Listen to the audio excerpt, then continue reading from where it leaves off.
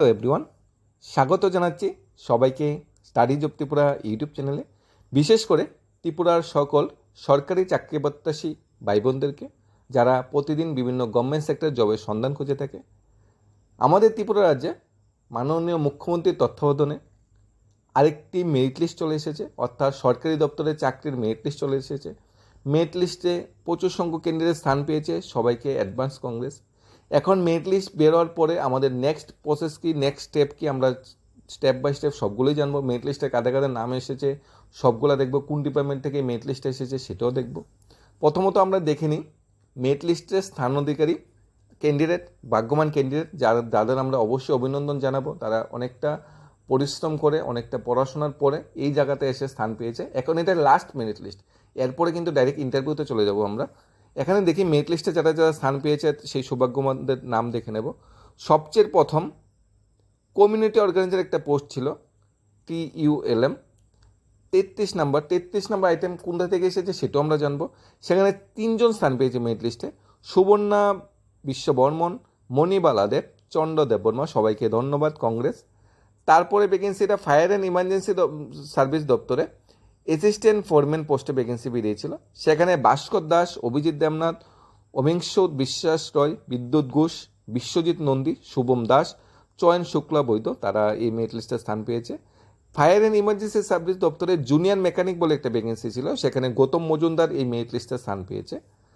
Account cum clerk cum store keeper vacancy যেটা বেরিয়েছিল DRSDর আন্ডারে, সেখানে পিয়ুতোষ দাস, দেবজিৎ ভট্টাচার্য, রাজীব দেবনাথ, কাকলি রয়, পিঙ্কি ভৌমিক, অভিজিৎ শিব, তারা স্থান পেয়েছে। নেক্সট যেটা স্বাস্থ্য ও পরিবার কল্যাণ দপ্তরের আন্ডারে যে ভ্যাকেন্সিটা এসেছিল, সেখানে স্থান পেয়েছে শিবশঙ্কর ধর, মানিকচন্দ্র শীল, পৌলমী দেব, দেবব্রত পাল, বর্ণিতা সরকার, শক্তিব্রত রয়, প্রশান্ত দাস, বন্দনা দাস এবং সমরজিৎ দেবনাথ। DRD আন্ডারে যে নেক্সট ভ্যাকেন্সিটা অর্থোপেডিক্স যে ভ্যাকেন্সিটা বেরিয়েছিল, সেখানে স্থান পেয়েছে জাস্টিন রাংখল। অডিওলজিস্ট ভ্যাকেন্সি বেরিয়েছিল DRD আন্ডারে, সেখানে দীপ্তনু দে স্থান পেয়েছে।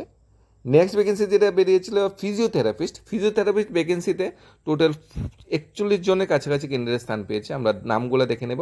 স্বপ্নদীপ পাল, অভিজিৎ পাল, মমিতা সেন, সৈকত শীলচন্দ্র, জয়শ্রী রাকস্ত্রীট, বাসন্তী রিয়াং, সায়নদীপ দেব, তাপস দেববর্মা, সুরজ চৌধুরী, মধু মঙ্গল দাস, সায়ন্তিকা চন্দ্র, পার্থ দেববর্মা, তানিয়া পাল, সুব্রত দেব, ইমপ্রজ সরকার, তারকনাথ পাল, সুদীপ দেবনাথ, চিন্ময় পাল, এরকম করে লাস্টে ভ্যাকেন্সি যেটা মোনালি পাল, মানসী শিব, অন্দিতা দে, সবিক দাস, প্রকাশ পাল, রূপন মজুমদার, সুনন্দা সূত্রধর, সুব্রত চন্দ্রগুপ্তা, তারা সবাই এই মেরিট লিস্টে স্থান পেয়েছে। সবাইকে অ্যাডভান্স কংগ্রেস, অভিনন্দন জানাচ্ছি। তোমরা নেক্সট যেটা তোমরা ইন্টারভিউ ডেট বেরিয়ে গেছে, ইন্টারভিউর জন্য ভালোভাবে প্রিপারেশন। এখন তোমাদের কোশ্চেন ছিল এই যে মেরিট লিস্টটা বেরিয়েছে, এটা অ্যাডভার্টাইজমেন্টটা কবে এসেছিল বা কয়খানা পোস্ট ছিল সেটা দেখে নেব। এরপর আমরা ইন্টারভিউতে আসছি, ইন্টারভিউ ক্রাইটেরিয়াগুলোতে আসছি। দেখো, অ্যাডভার্টাইজমেন্টে হিউজ সংখ্যক ক্যান্ডিডেট নিয়োগের অ্যাডভার্টাইজমেন্ট এসেছিল, যেখানে স্বাস্থ্য পরিবার কল্যাণ দপ্তর, এগ্রিকালচার দপ্তর এবং ফায়ার অ্যান্ড ইমার্জেন্সি সার্ভিস দপ্তর থেকে এই ভ্যাকেন্সিটা এসেছিল। সবচেয়ে প্রথমত ভ্যাকেন্সিগুলো যেটা সবচেয়ে প্রথম 5 নাম্বার ও 6 number fire and emergency service দপ্তর থেকে ভ্যাকেন্সি এসেছিল জুনিয়র মেকানিক আর অ্যাসিস্ট্যান্ট ফোরম্যান। এটাতে বেতন ছিল 21,400 থেকে 34,700, এটার ফাইনাল চলে এসেছে। তারপরে DR অর্থাৎ স্বাস্থ্য দপ্তরে যেটা তোমাদের ভ্যাকেন্সি এসেছিল ফিজিওথেরাপিস্ট, সেখানে যে ভ্যাকেন্সিটা এসেছিল সেটার কিন্তু ফাইনাল লিস্টটা চলে এসেছে। নেক্সট ভ্যাকেন্সি যেটা এসেছিল তোমাদের অর্থোপেডিক্স, এটার ফাইনাল লিস্টটা চলে এসেছে। নেক্সট যেটা ভ্যাকেন্সি বেরিয়েছিল অডিওলজিস্ট, এটার ফাইনাল মেরিট লিস্টটা চলে এসেছে। ফাইনাল মেরিট লিস্ট বলতে ইন্টারভিউর আগে যে মেরিট লিস্টটা সেটাকে আমি বলছি।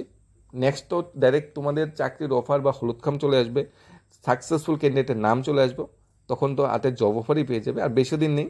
Accountant clerk cum store keeper যে 15 নম্বর পোস্টটা ছিল সেটার ফাইনাল মেরিট লিস্ট চলে এসেছে। এরকম করে এখানে অনেকগুলো ভ্যাকেন্সি ছিল, ম্যাক্সিমাম ভ্যাকেন্সির যে মেরিট লিস্টটা সেটা চলে এসেছে। স্যালারি বা অন্যান্য স্ট্রাকচারের সেম, সেন্ট্রাল স্টেট গভর্নমেন্ট আন্ডারে ডাইরেক্ট যে জব আমরা বলবো সোভিদের আন্ডারে।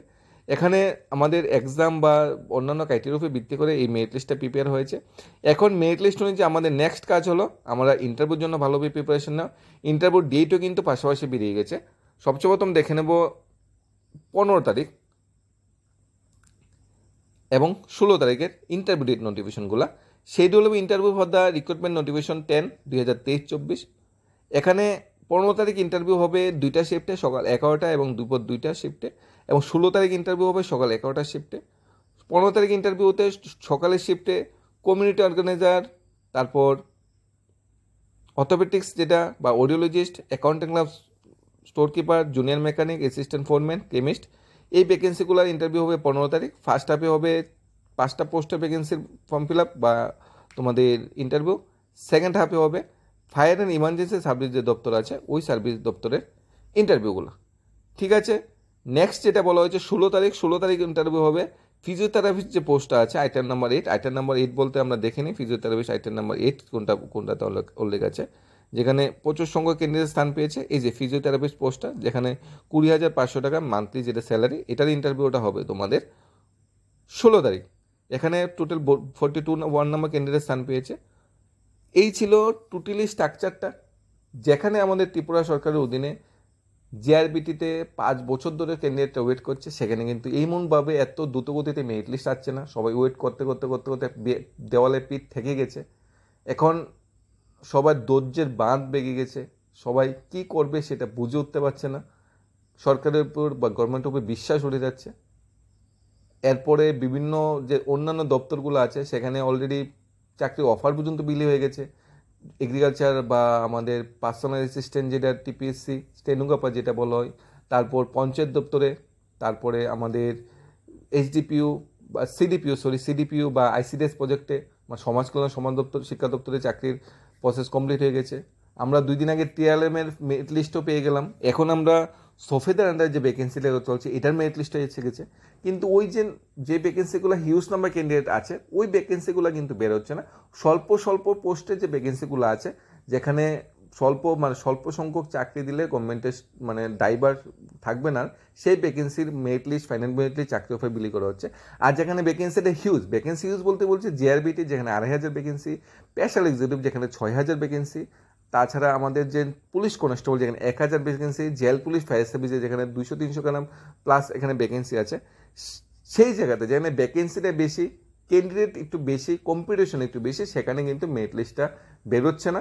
অনেকটা সময় লেগে যাচ্ছে ফাইনাল মেরিট লিস্ট বা রেজাল্ট বা পরীক্ষার জন্য অনেকটা সময় চলে যাচ্ছে। ওয়েটেড করতে করতে সবার আগেই বলছি দেওয়ালে পিঠ থেকে গেছে। সেই যে জব নোটিফিকেশনগুলো, সেই নোটিফিকেশনগুলোর কিন্তু এখনও মেরিট লিস্ট বা ফাইনাল মেরিট লিস্ট বা হলুদখাম আসছে না।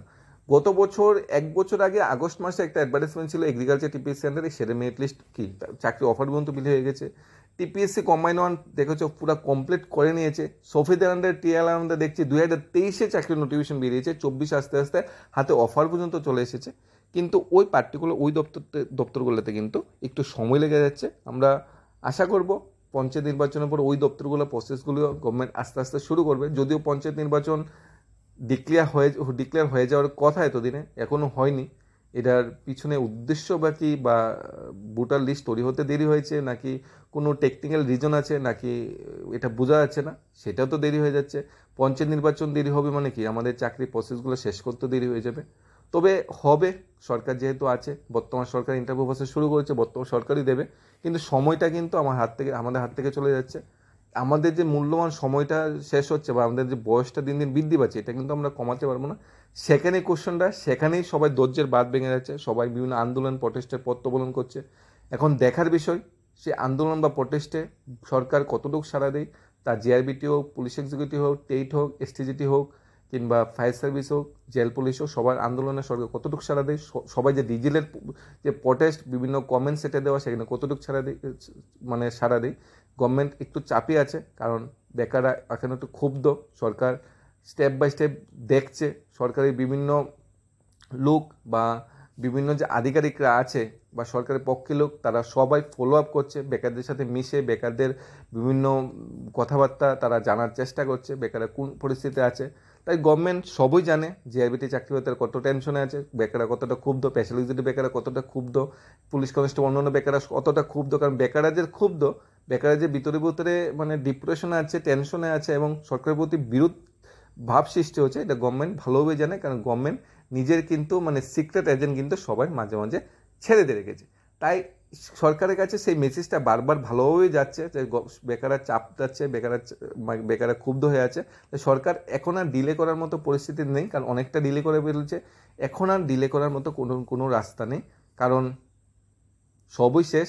এখন পঞ্চায়েত নির্বাচনের পর যদি ডিলে করে এডিসি নির্বাচনের আগে যদি বলে বা এডিসি নির্বাচনের পরে, তখন কিন্তু সরকার মানে টিকিয়ে রাখা বা সরকারের যে স্বচ্ছ বামমুক্তি সেটাকে ভালোভাবে চালিয়ে নিয়ে যাওয়াটা অনেকটা কষ্ট হয়ে যাবে। তাই আমরা আশা করছি পঞ্চায়েত নির্বাচন সঠিকটা পদক্ষেপ হবে।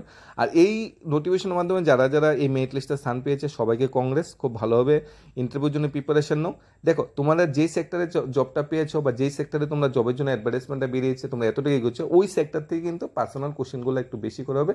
ওই সেক্টরটা ভালোভাবে জেনে যাবে, ত্রিপুরার ভৌগোলিক ইতিহাস, ত্রিপুরার বর্তমানটা সেটা ভালোভাবে জেনে যাবে। এবং কিছু সিচুয়েশনের মুখ্য, তুমি এই জবটার জন্য কেন এসেছো, তোমাকে এই জবটা কেন দেবো, তোমাকে যদি ডিউটি টাইমের পরে তোমাকে কাজ করতে বলে তুমি করবে কিনা, বড় অফিসার যদি তোমাকে পার্সোনাল কাজ করে তুমি করবে কিনা, এই পরিস্থিতিতে সেই পরিস্থিতিতে কী কোশ্চেন করা হবে, সেই ধরনের কোশ্চেনগুলো পার্সোনাল ইন্টারভিউতে বেশি হয়। আমরা আগেও টিপিএসসি, জিআরবিটি বা স্পেশাল এক্সিকিউটিভ এদিকে দেখেছি এই ধরনের কোশ্চেনগুলো বেশি হয়। ভালোভাবে প্রিপারেশন নিয়ে থাকো, তোমাদের শেষ যুদ্ধ, এই যুদ্ধে জয়ী হলে কিন্তু তোমাদের হাতে চাকরির অফার চলে আসবে। তাই সবাইকে অ্যাডভান্স অভিনন্দন, কংগ্রেস বলে আজকে ভিডিও এখানেই শেষ করছি। ধন্যবাদ সবাইকে। Study job Tripura YouTube channel.